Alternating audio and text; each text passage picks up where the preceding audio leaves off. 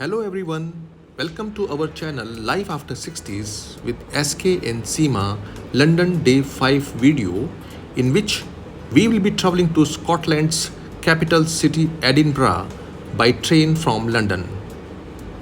So welcome aboard. We are off on a 2-day adventure to Edinburgh, Scotland's majestic capital, packed with history, charm and breathtaking views. All just 4.5 hours away on LNER's fastest train from London's King Cross station. LNER stands for London North Eastern Railway, which runs services on the East Coast Main Line in the United Kingdom. This is one of the most scenic train rides, so grab a window seat, sit back and let's explore Edinburgh together.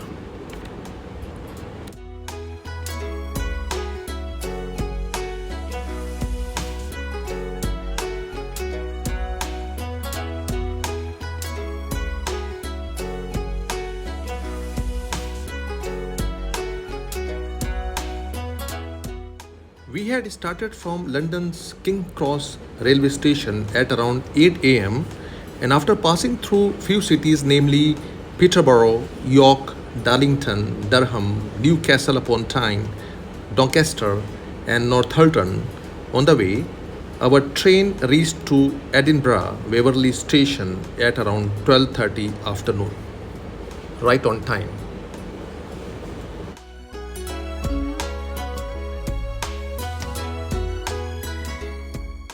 As you can see, backside of the beautiful Edinburgh's castle is visible from down below Waverley station.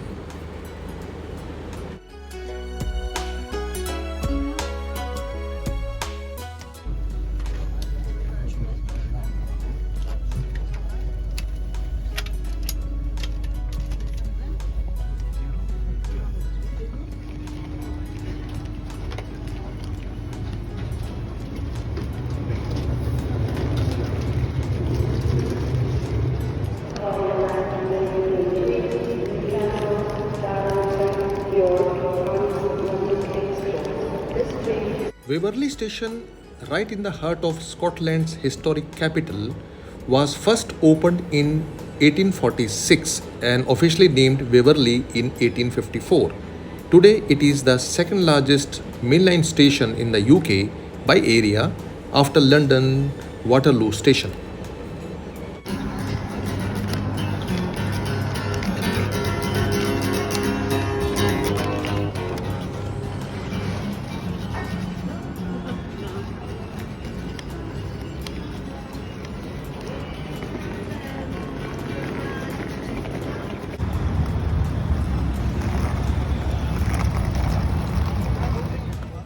Our hotel, Hub by Premier Inn, was just 5 minutes walk from the station, and first thing we did was checked in our hotel.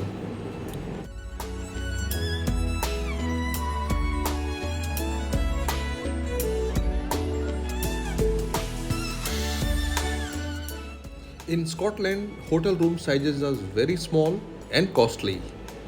This small 3-star hotel room costed us about rupees 22,000 including taxes per night, inclusive of breakfast for two.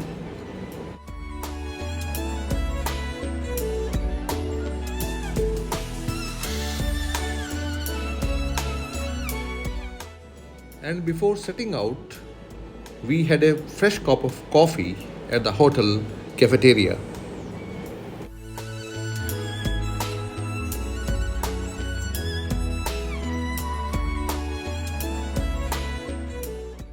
Our hotel location close to station and the city center was an advantage to us, and we started exploring the Edinburgh city by walk with the help of City Mapper app on our phone.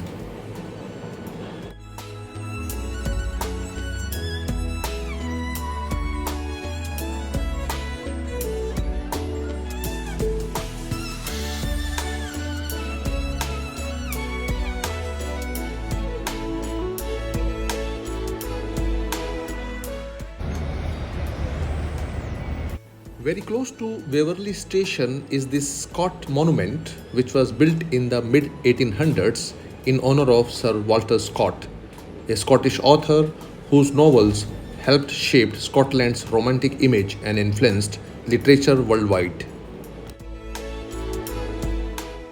Next, from Scott Monument, which is located on the Princess Street, we started walking towards the most legendary street in all of Scotland, that is the Royal Mile. However, being located at higher plane, we had to walk through road going upward, and it took around 20 to 25 minutes to reach the Royal Mile Street.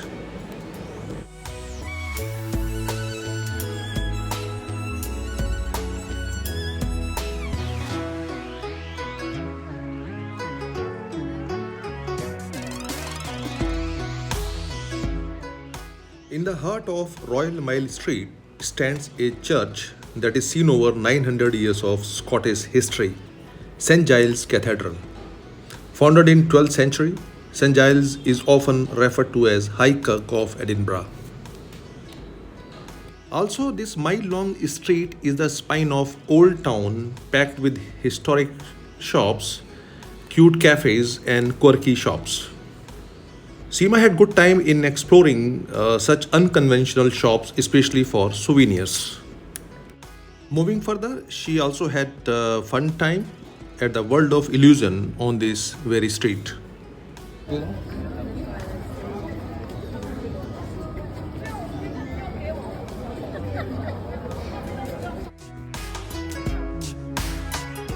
Then there was a bagpiper.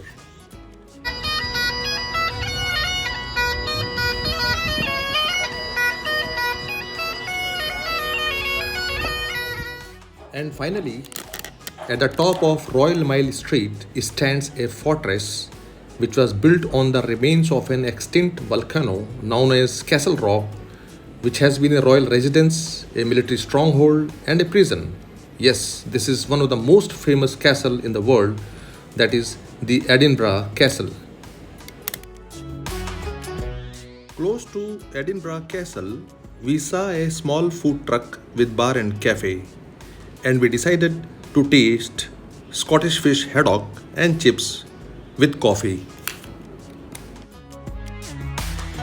Scottish fish. Oh, okay, from this place only. Right. Thank you. You're welcome. Bye.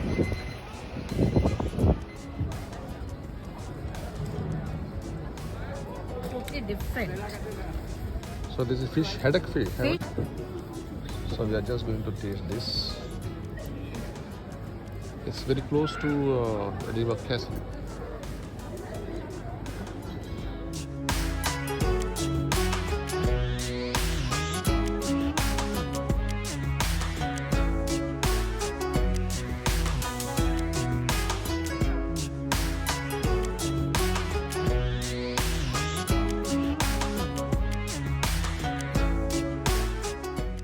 While eating, Seema saw one Scottish man standing nearby in local conventional dress with Scottish skirt. She requested for a photograph and he was happy to oblige.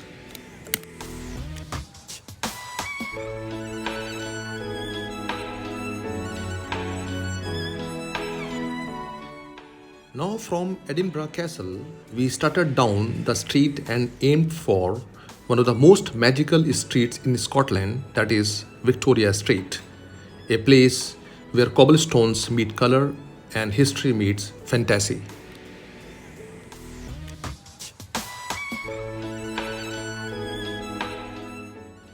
After a few minutes of walk, we reached Victoria Street. From its sweeping curve and multicolored storefronts to its upper terrace views, this street is one of the most photographed streets in the entire city, and for good reason.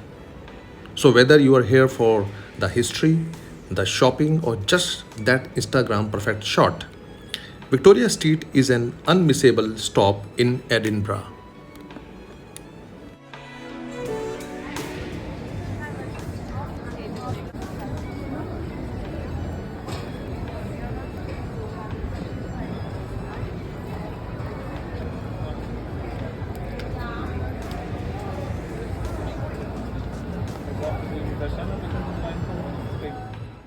If you are a Harry Potter fan, you are going to love this place. J.K. Rowling wrote much of the series just around the corner at one of the cafe of Victoria Street.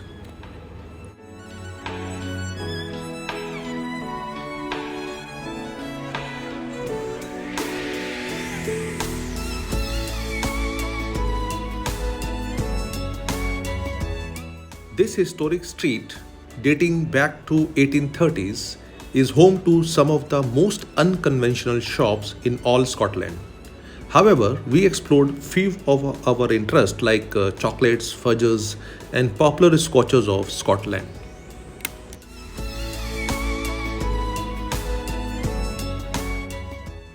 We also had some fun time at Bertie's restaurant on this street.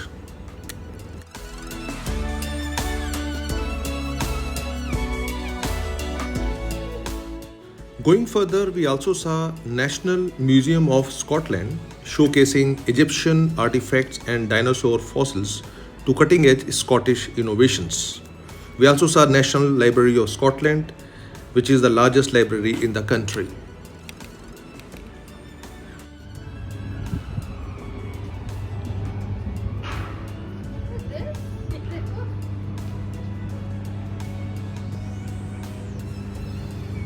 Our next destination was Holyrood Palace, which was on the other end of Royal Mile Street.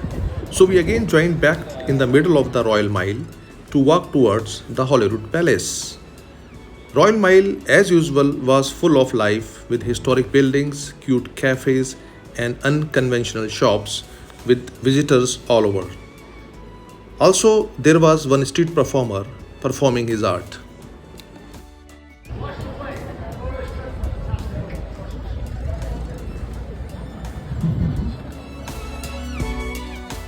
After about 10 minutes of walk, we reached the Holyrood Palace. Holyrood Palace is the official residence of British monarch for over 500 years in Scotland. And this is one of the Edinburgh's most iconic landmark. Today it is still used by King Charles III when he is in Scotland.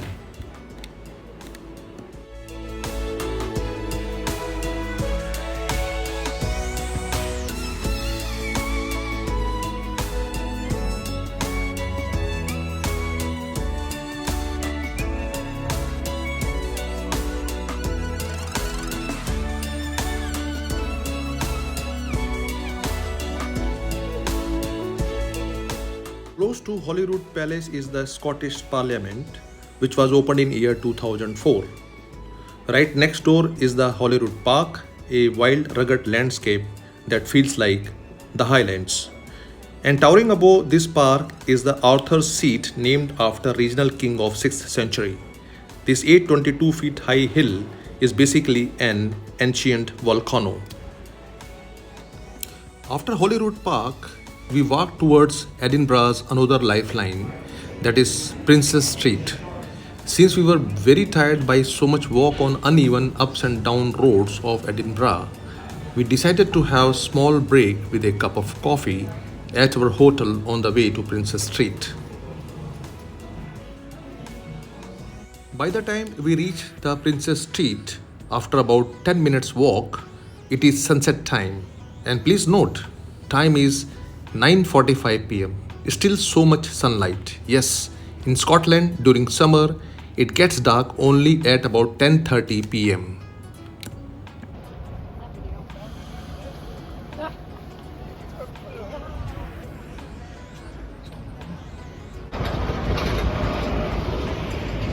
Can't believe it. पौने 10 बज रहे रात को और ये है यहाँ का Scott Monument. By this time, I mean sunset time, the street transformed with golden light spilling across Scott Monument with trams and double-decker buses gleaming. Stretching roughly a mile through the city center, unlike most city high street, it only has building on one side to preserve the Edinburgh Castle at other side along with Princess Street Garden. Princess Street is not just a place to walk, it is where the city pulses. Street performers line the pavements, double-decker buses and sleek trams keep the rhythm, and world-famous stores from Primark to Janus invite you in.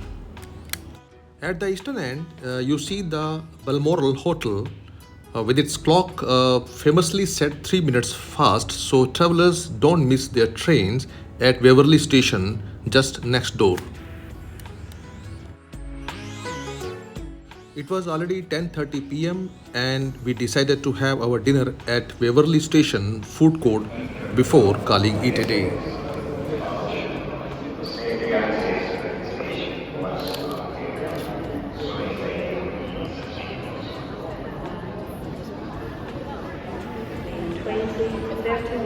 LNER.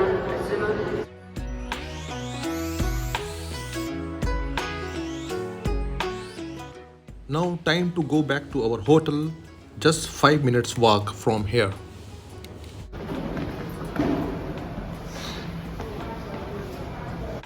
Outside temperature now was about 6 degrees Celsius and we were almost shivering.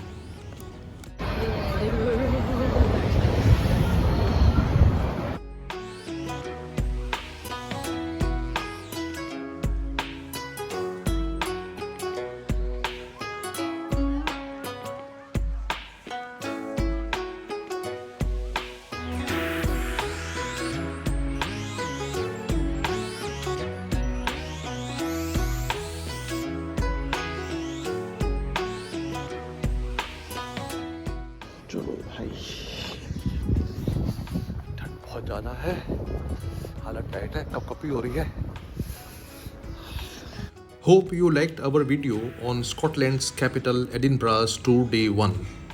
In next video we will be covering Edinburgh's day 2 tour, covering few more important places of Scotland's capital city. Thanks for watching. If you enjoyed this walk, hit like and subscribe for more such adventures. Bye bye until Scotland day 2 video to be released soon.